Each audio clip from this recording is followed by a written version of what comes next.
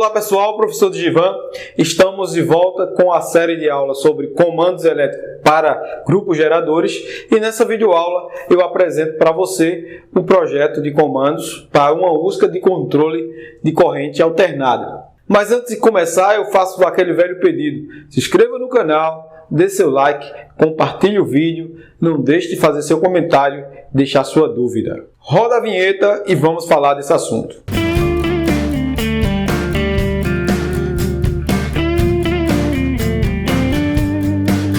Para a compreensão de um diagrama elétrico em uma escala de maior complexidade, é preciso três pré-requisitos. Você precisa ter bons conhecimentos básicos do fundamento da sua base curricular, ou seja, de eletrotécnica, eletromecânica ou eletrônica. Porque geralmente os sistemas de controle em maior complexidade, onde envolve um nível de complexidade maior, onde existe uma gama de componentes para controle de várias variáveis, vai ter que envolver uma série de conhecimentos. Então, é necessário que seja aplicado todos aqueles conhecimentos de fundamentos básicos que nós aprendemos na grade curricular do nosso curso. Então, é importante e essa aplicação é uma aplicação muito prática. De um punho muito prático e muito relevante. O que eu quero trazer para você aqui é que o conceito e o fundamento básico da eletricidade é muito importante para ajudar na compreensão e na aplicação do conhecimento dessas interpretações, dessas avaliações num sistema de controle onde vai envolver uma série de variáveis. A finalidade aqui dessa aula é a gente aplicar o conhecimento prático em relação à interpretação de diagrama elétrico, independente de que a gente já conheça ou não o equipamento.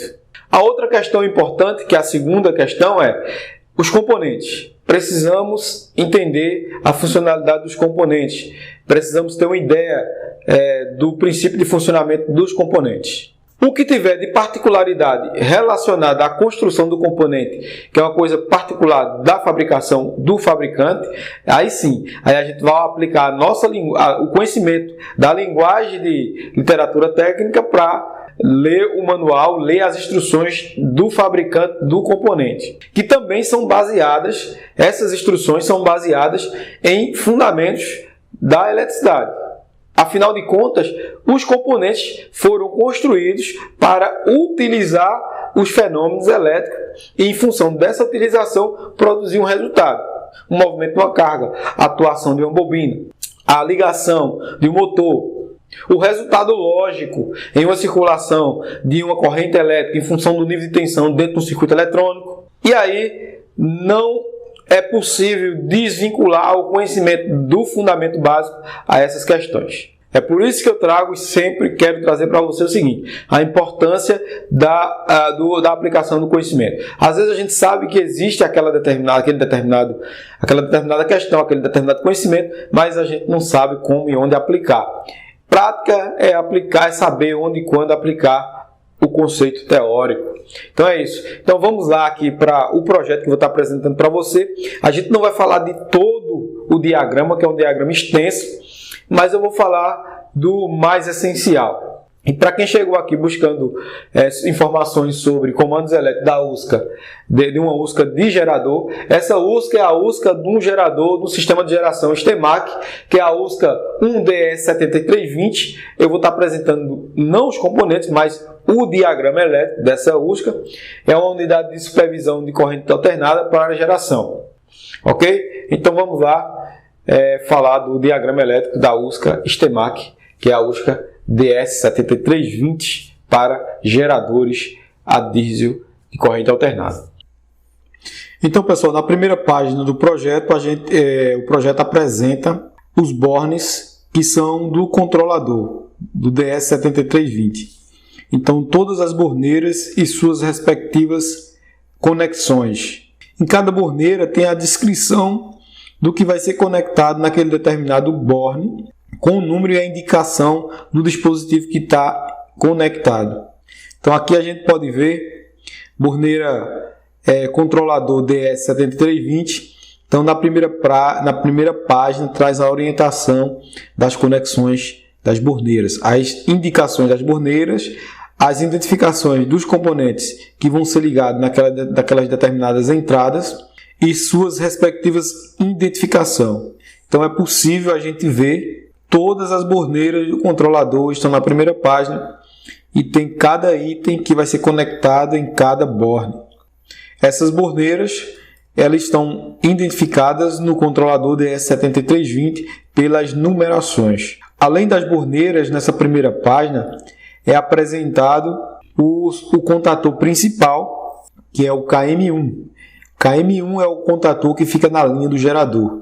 Aqui é possível a gente ver no diagrama elétrico a representação de KM1. KM1 é um contator de força, porém ele tem alguns contatos auxiliares.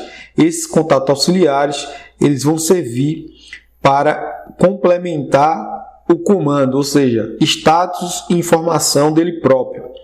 Então aqui nós temos a representação dos contatos de força e temos a quantidade de contatos auxiliar e as suas respectivas funções. Contato NF e contato NA. A página e a indicação da página onde esses contatos estão.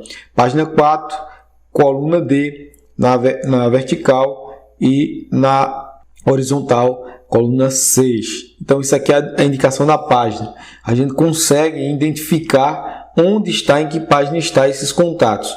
Aqui na frente a gente vai ver, quando a gente começar a falar do comando, que a gente vai identificar e localizar cada contato desse aqui e qual o seu papel no comando.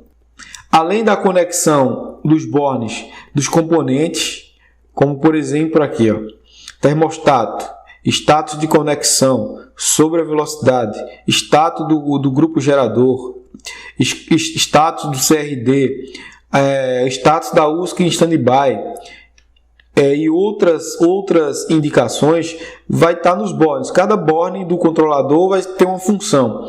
E aí você vai identificar a partir do número do borne. Por exemplo, aqui ele diz o seguinte, que o borne UC1 ele vai de 60 a 67. Então esse borne aqui você vai encontrar facilmente pela indicação da numeração. Eu vou estar mostrando para você que fisicamente é possível você identificar. E aqui ele indica, no diagrama, ele diz o que é ligado em cada borne no controlador. Esses componentes, os contatores aqui, os relés, eles são externos ao controlador. Estão representados aqui, mas são externos, são componentes externos. Então esse contator aqui é um contator de alta potência, que é o KM1, que está na linha de potência do gerador. E aqui eu tenho alguns contatos auxiliares, contatores auxiliares. Tem KM2, posteriormente a gente vai ver também ele no comando, e tem esse botão de acionamento S1 com um duplo contato, contato auxiliar NF e contato auxiliar NA. Contato intertravado, uma vez acionando S1, ele vai fechar um e abre o outro. Esses contatos nós vamos ver as aplicações posteriormente. E aqui a gente tem K5, K6, K7, K8, K9, K10, são relés auxiliar. Esses relés eles vão auxiliar no comando em relação à adição de contatos, em relação ao controle da lógica do comando, quando se precisar de acionamento, algum acionamento auxiliar, independente dos contatores principais. Essa borneira é uma borneira de terra, ela vai estar disponível para a conexão dos condutores terra, dos circuitos, e aqui é o barramento de terra, onde vai ter uma conexão de terra. Isso fica conectado e fica identificado nos painéis, onde estão os respectivos componentes do controlador e de todas as borneiras existentes distribuídas no sistema de geração. Na segunda página nós conseguimos identificar aqui os bornes. Essas borneiras são borneiras de campo. XS1 é a borneira do motor.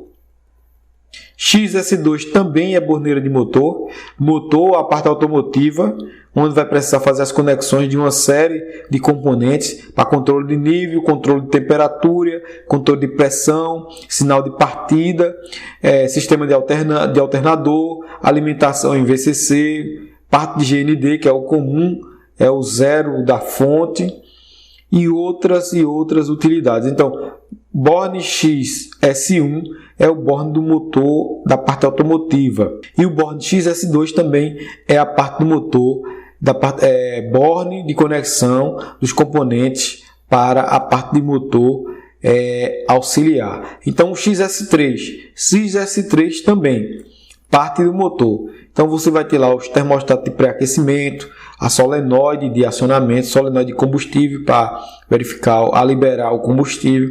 Então todos esses bornes aqui estão relacionados ao motor. A parte de diesel, da parte de automotiva do gerador.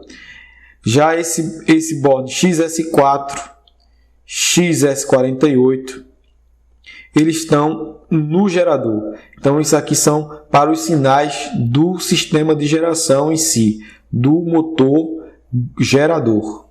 Nós sabemos que são partes distintas. Motor, parte, é evidente que um depende do outro para funcionar, mas aí você tem essas divisões. E o XS48 também é do gerador, que é a borneira auxiliar. XP1 e XP2 estão no QTA, no quadro de transferência.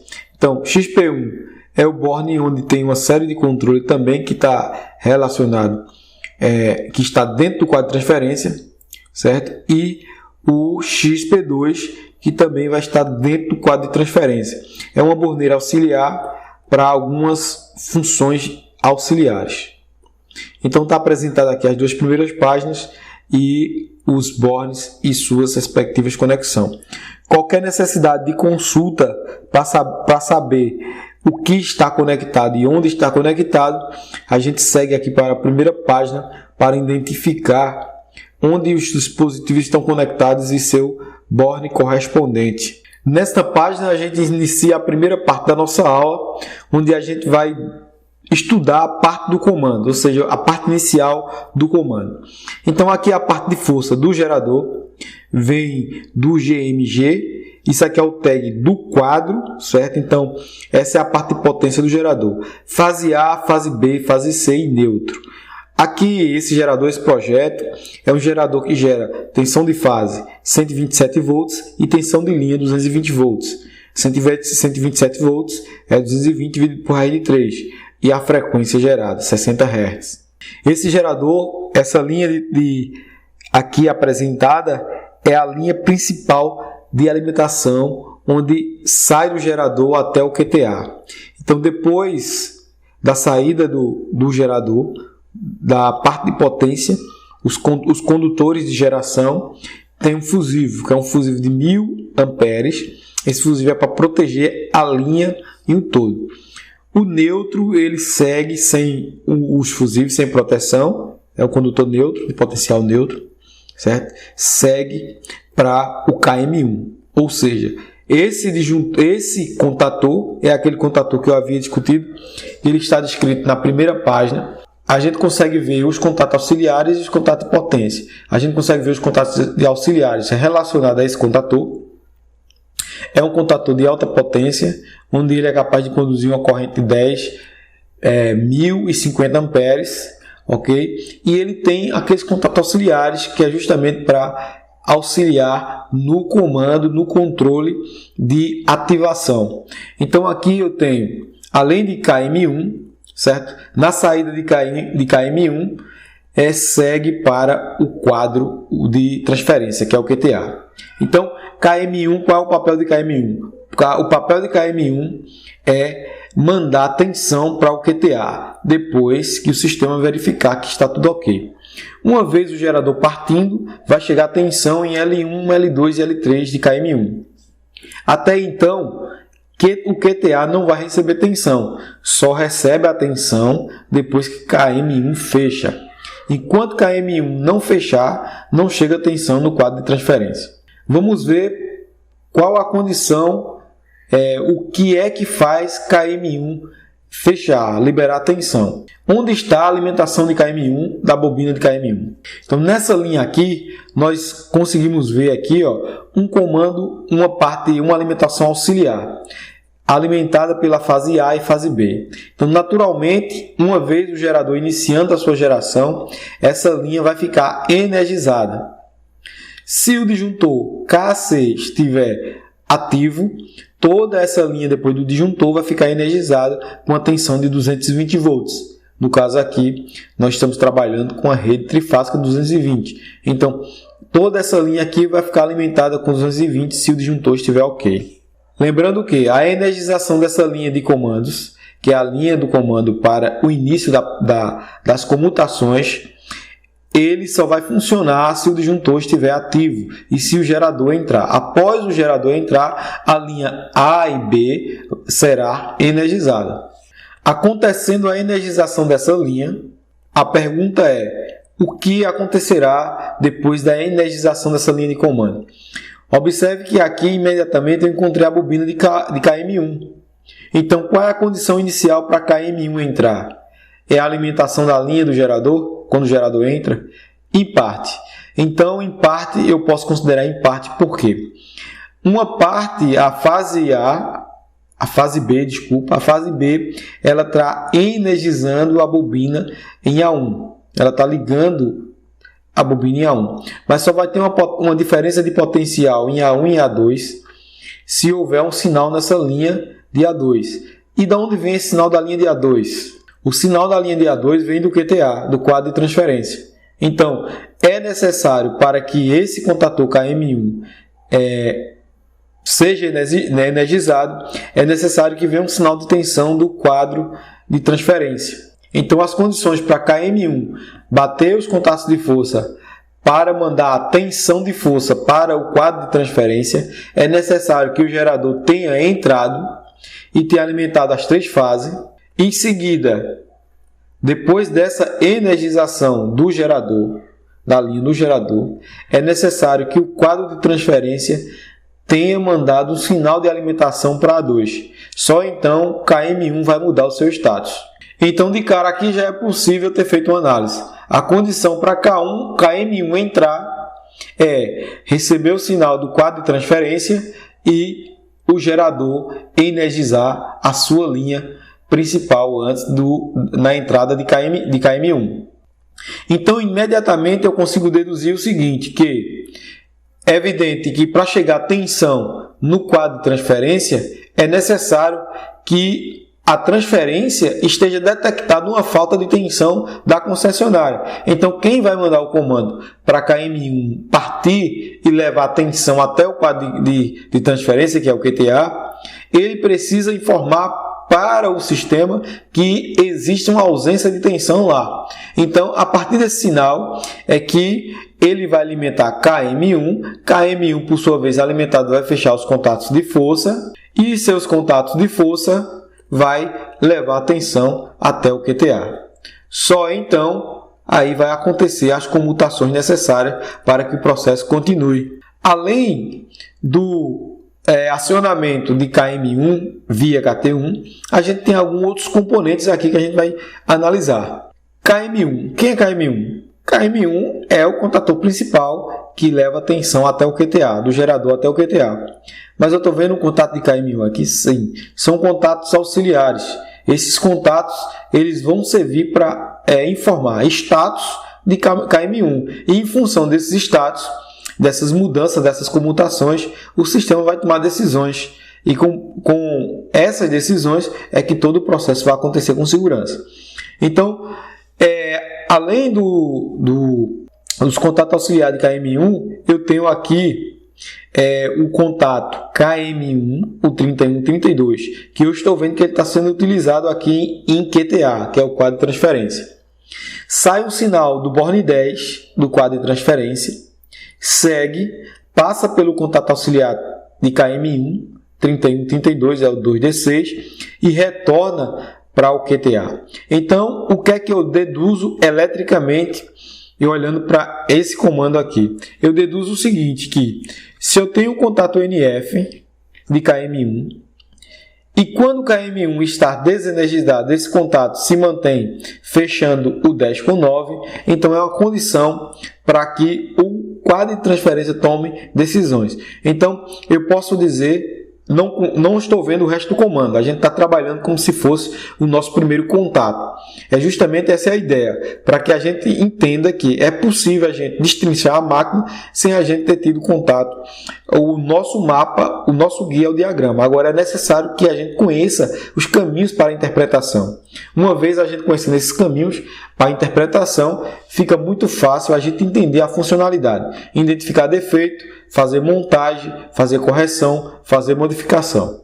Então, eu entendo aqui que uma vez KM1 energizado, o seu contato auxiliar vai abrir aqui e em função disso aqui, alguma coisa vai acontecer em QTA. Pode ser um intertravamento, pode ser uma indicação sonora, pode ser uma sinalização. A princípio, a gente não vai discutir o que é o contato auxiliar de KM1 no board 9 e 10. Posteriormente, a gente vai descobrir quando a gente for lendo o restante do comando nas próximas aulas. Além do contato auxiliar KM1, que está fechando o 10 com o 9 do QTA, eu tenho ainda mais 2 contatos auxiliares de KM1. Esses contatos auxiliares, ele aparecem aqui no diagrama como não utilizado. Por que eu digo que eles não estão utilizados?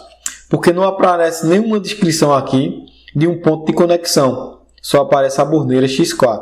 Então, esses 2 contatos auxiliares aqui, eu posso estar utilizando para uma indicação do status de KM1, para uma sinalização na porta do painel, para levar a informação para um PLC, um controlador lógico programável, ou até mesmo para criar um sistema de intertravamento, um sinal de intertravamento. Então, esses 2 contatos aqui são contatos auxiliares que nesse projeto aqui não está sendo utilizado. Além desses 2 contatos NA, eu também tenho o primeiro contato, que é o 21 e 22 de KM1, é um contato NF. Esse aqui eu sei, no diagrama aqui diz o seguinte, que eu tenho um retorno, um sinal que vem do GND, certo? Que vem da página 5, da coluna A e da coluna 1. Ele vem da página 5, passa pelo contato KM1, o NF, e vai para a página 7, CM1, que vai estar conectado em algum ponto lá. Ele diz o seguinte, que ele usa o sinal do GND, passando por esse contato, para um status. Eu sei de que esse status? Não sei. Nós vamos ver posteriormente, quando a gente ver a próxima aula, onde a gente vai falar da próxima parte do diagrama. Mas de cara eu já deduzi que eu tenho um sinal aqui, e esse sinal, enquanto KM1 está desenergizado, não existe tensão no gerador e nem existe informação do QTA para KM1 entrar, então eu sei que o status está levando um valor 0, certo? De referência 0, que é o GND, para o status. Uma vez mudando o status de KM1 vai abrir aqui, então o meu status aqui vai mudar. Ou seja, o circuito agora está fechado, quando o KM1 entra, o circuito fica aberto. A outra condição nessa página aqui, em relação a esse controle, nós temos na fase A ligado uma linha, em que essa linha tem uma particularidade. Ela passa por um contato auxiliar de KA5. Esse KA5 nós vimos na primeira página, mas nós vamos descobrir quem alimenta o KA5, a bobina de KA5, depois nos próximos passos que a gente vai analisando nesse diagrama. Aí a gente descobre qual a finalidade de KA5 e em função de que ele é alimentado. Mas aqui de cara eu já estou vendo o seguinte, que se houver a falta de KA5, essa linha aqui não vai ficar energizada. Aí eu posso acompanhar essa linha e observar para onde ela vai. Essa linha ela vai para o board 11 do QTA, do quadro de transferência. Então, alguma coisa depende do acionamento de KA5, ou que ele esteja aberto ou que ele esteja fechado, para que o sinal que chegue em 11 aconteça alguma função, alguma atividade, alguma reação. Então, K5, a gente vai descobrir quando a gente entender o que K5 faz, qual a finalidade dele, quem é que alimenta ele. E a gente vai confirmar com mais certeza do que se trata X2.1 Born 11 no QTA, que é que ele faz. Então, a partir daí a gente vai descobrir tudo e todas as possibilidades que poderia gerar um defeito, que poderia gerar uma falha, que poderia gerar um não acionamento de KM1 e a falta de tensão no quadro de transferência. Então é isso aí, pessoal. Essa é a primeira aula da nossa série falando desse diagrama. As próximas aulas estarei publicando a segunda aula e vou estar disponibilizando aqui no canal. Da terceira aula em diante, nós vamos disponibilizar no nosso site como um treinamento, um curso. Então essa vai ser a primeira parte do curso e a gente vai seguir até finalizar todo esse diagrama. No final do curso, do treinamento, nós vamos ter, eu vou estar falando do controlador, vou estar falando de algumas coisas de configuração do controlador e das conexões do controlador. Então isso faz parte do treinamento, é um curso de treinamento de comandos elétricos voltado para geradores, com ênfase na prática e no conhecimento dos conceitos de comandos de geradores. Isso, o intuito desse treinamento é garantir que você pegue o diagrama, chegue na frente do gerador, chegue na frente do sistema e interaja. Não só do gerador, mas de qualquer outra máquina, porque o conceito de comandos e diagrama elétrico vai seguir sempre o mesmo padrão, principalmente se for outro sistema de geração. Então você vai encontrar praticamente as mesmas diretrizes. Então este é um curso, você pode depois, posteriormente eu vou estar publicando mais uma aula aqui e da terceira de aula em diante eu vou estar anunciando para que se você quiser adquirir e concluir o curso, o treinamento, adquirir as outras aulas. E essa aquisição, no final você faz uma prova, faz um pequeno teste e vai receber um certificado reconhecido e validado com o CREA do professor. Que no caso, como eu estou ministrando essas aulas, então você vai receber um certificado com o meu CREA, com a validação do meu CREA. Então é isso aí. É isso aí, pessoal. Espero que você tenha entendido e tenha gostado dessa primeira aula. Até a próxima aula com o professor Digivan. Não perca a próxima aula. A gente segue para a próxima página do comando.